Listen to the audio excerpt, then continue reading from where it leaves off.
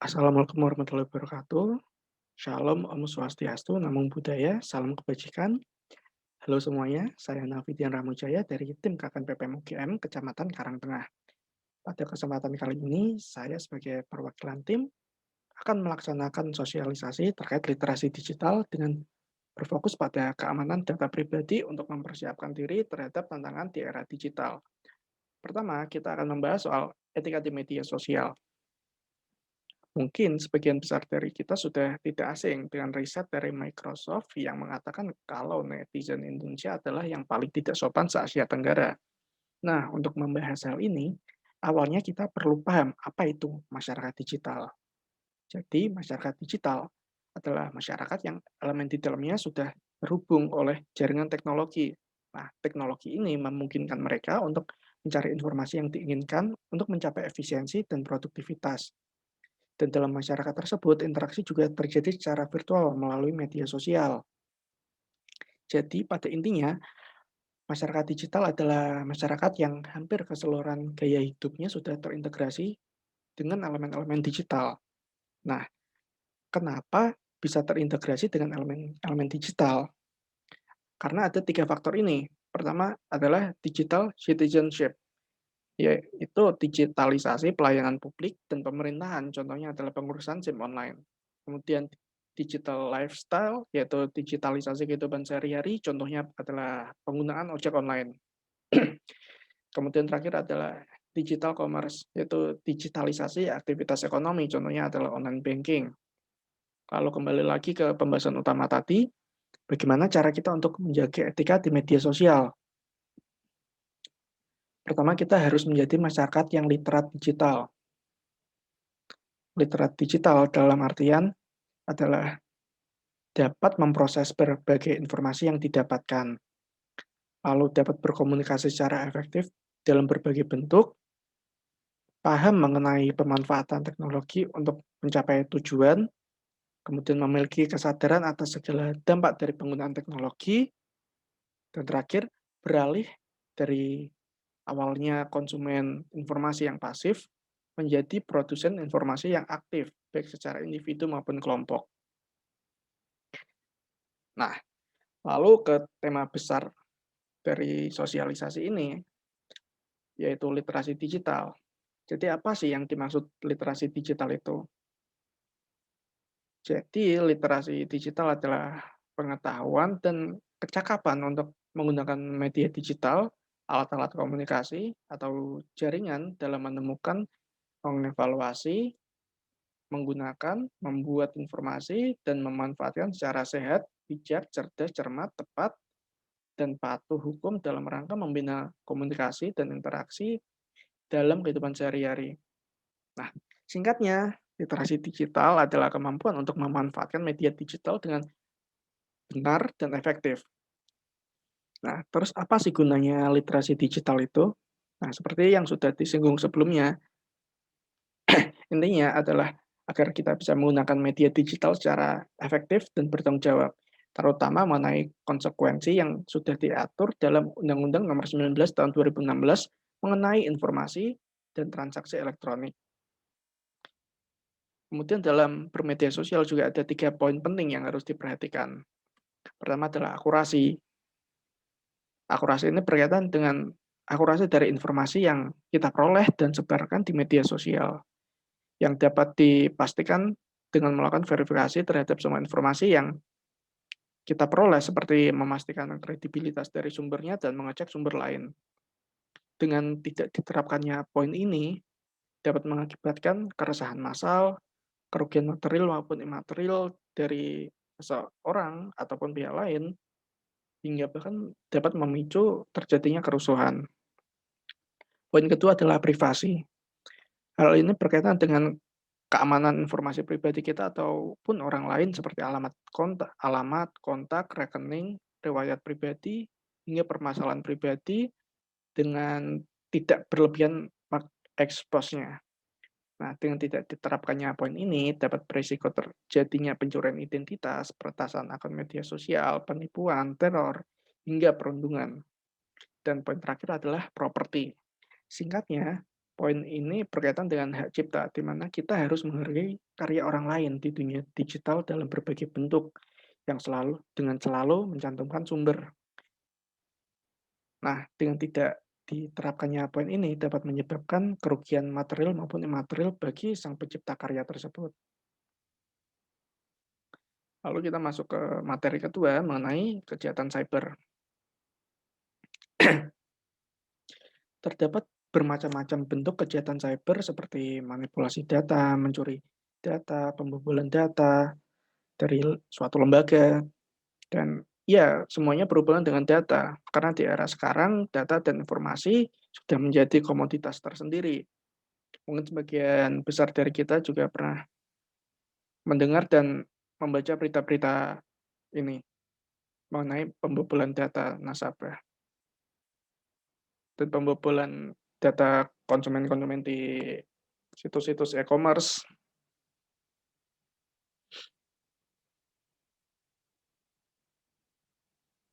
Nah, mungkin sebagian besar dari kita pernah mendengar atau membaca berita-berita ini. Nah, pencurian data bisa dilakukan dengan salah satunya adalah melalui phishing. Sederhananya, phishing adalah kegiatan untuk menyamar sebagai lembaga tertentu untuk menggali data pribadi dari seseorang. Bentuk paling umum adalah SMS spam dari contohnya PT WhatsApp atau Shopee, atau mungkin membuat halaman login palsu dari sebuah web agar orang-orang yang login di web tersebut dengan sukarela memasukkan data pribadi mereka. Dan salah satu contoh phishing adalah seperti yang bisa dilihat berikut ini, dari URL di kotak merah yang sudah ditandai sudah terlihat jelas mencurigakan karena terdiri dari .com, kemudian angka random, .club. Nah, jelas-jelas ini bukan URL resmi dari Facebook. Kemudian situs dari Kartu Prakerja. Nah, situs pemerintahan di Indonesia seharusnya menggunakan .go.id. Sedangkan di contoh ini mereka menggunakan .vip. Jadi sudah jelas jika situs ini palsu. Nah, terus berkaitan dengan pencurian data, bagaimana cara kita menghindarinya? Nah, pertama adalah untuk sering mengubah password secara berkala dan menggunakan password berbeda untuk tiap akun. Dan sekedar informasi, password sederhana tapi panjang lebih aman daripada password yang rumit tapi pendek. Karena untuk melakukan decipher pada password dilakukan oleh mesin, dan password yang isinya hanya simbol tapi cuma 6 karakter akan lebih mudah dibobol daripada password yang panjang tapi berisi kata-kata umum, misalnya nama panjang atau ucapan selamat ulang tahun. Kedua adalah jangan simpan semua file dalam satu tempat. Kemudian unduh aplikasi ilegal dari situs resmi untuk mencegah adanya spyware atau virus yang tertanam pada aplikasi tersebut. Kemudian hindari memberikan informasi sensitif seperti kode OTP hingga informasi kartu kredit dan data pribadi kita. Kemudian waspada terhadap tautan yang dibagikan melalui grup-grup tertentu untuk menghindari link phishing. Dan keenam, tentunya selalu pasang antivirus untuk proteksi ekstra dalam gawai kita. Dan ketujuh adalah untuk selalu mengupdate software secara rutin untuk memperbarui celah keamanan dan bug. Dan kedelapan adalah untuk mengaktifkan two-factor authentication agar akun kita terintegrasi dengan nomor handphone atau perangkat kita. Sehingga jika semisal ada seseorang yang telah mendapatkan akses ke akun kita, dia tetap tidak akan bisa masuk ke akun kita tanpa adanya konfirmasi dari kita yang telah dikirim secara otomatis ke perangkat kita ketika seseorang mencoba mengakses akun kita. Kemudian terakhir adalah menghindari untuk menggunakan Wi-Fi publik, karena orang dengan akses administrator secara teknis dapat memonitor lalu lintas jaringan semua perangkat yang menggunakan Wi-Fi tersebut, sehingga dia dapat mengetahui siapa yang sedang mengakses apa. Lalu lanjut ke materi selanjutnya, yaitu keamanan data pribadi. Materi ini sedikit menyinggung mengenai materi sebelumnya. Jadi, apa itu data pribadi? Nah, menurut RUU PDP, data pribadi adalah setiap data tentang kehidupan seseorang, baik yang teridentifikasi dan atau dapat diidentifikasi secara tersendiri ataupun dikombinasikan dengan informasi lainnya, baik secara langsung maupun tidak langsung, melalui sistem elektronik dan atau non-elektronik. Singkatnya, data pribadi adalah data yang bersifat personal dan bisa bisa digunakan untuk langsung mengenali seseorang secara langsung maupun tidak langsung. Lalu apa saja yang termasuk data pribadi? Pertama yang pasti adalah nama, kemudian riwayat pekerjaan, informasi kontak, alamat, kondisi medis, riwayat transaksi, dan catatan kejahatan. Lalu ada juga data pribadi sensitif yang merupakan turunan dari data pribadi. Nah, menurut RUU PDP, data pribadi sensitif adalah data pribadi yang memerlukan perlindungan khusus karena dapat membahayakan dan merugikan privasi dari subjek data. Dikatakan sensitif karena perlu perlindungan khusus, contohnya adalah seperti data yang berkaitan dengan agama atau keyakinan, kesehatan, kondisi fisik dan mental, kehidupan seksual, data keuangan pribadi, dan data pribadi lainnya yang dapat disalahgunakan. Kemudian ada juga data penduduk yang wajib dilindungi oleh kita sendiri maupun pemerintah, seperti nomor KK, NIK, kemudian bulan tahun lahir, kondisi fisik dan mental kita, NIK dari ibu kandung, NIK dari ayah, dan beberapa isi dari catatan peristiwa penting. Lalu kenapa data pribadi harus dilindungi? Alasannya sama seperti yang tadi sebelumnya sudah disinggung, karena bisa disalahgunakan. Contohnya adalah seperti pencurian identitas. Nah, dalam hal ini bisa dianalogikan seperti, anggap saja terdapat dua orang, yaitu si A dan si B. Nah, si B berpura-pura untuk menjadi si A, karena si B mengetahui informasi pribadi dari si A, maka pencurian identitas ini dapat dilakukan. Kemudian si B menghubungi orang-orang terdekat si A untuk minta tolong transfer ke rekening tertentu dengan alasan rekeningnya sedang bermasalah dan tentu saja setelah orang-orang terdekat si A mentransfer ke rekening yang diminta oleh si B, uang mereka tentu saja raib oleh si B. Nah, hal ini paling sering dilakukan dengan membobol akun media sosial. Lalu data pribadi kita juga bisa dibobol dengan merekam aktivitas dari perangkat kita. Biasanya melalui software yang ditanam atau bisa juga menggunakan WiFi publik seperti yang sudah dijelaskan di materi sebelumnya tadi.